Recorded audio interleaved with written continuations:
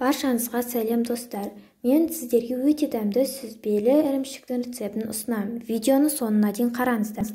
Біз сүзбеге кокос ұнтағын, ванильді қант, 2 ас қасық қант және сұйық майды қосып, бір келкі етіп араластырамыз.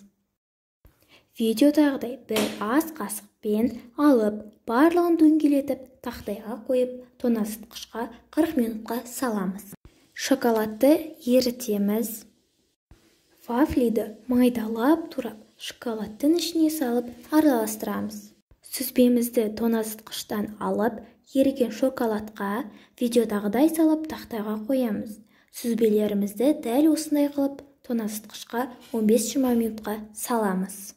Сүзбелі ірімшігіміз дайын болды. Сіздерге де ұнады деп ойлаймын. Видеоның соңына дейін қарағандарыңызға рахмет.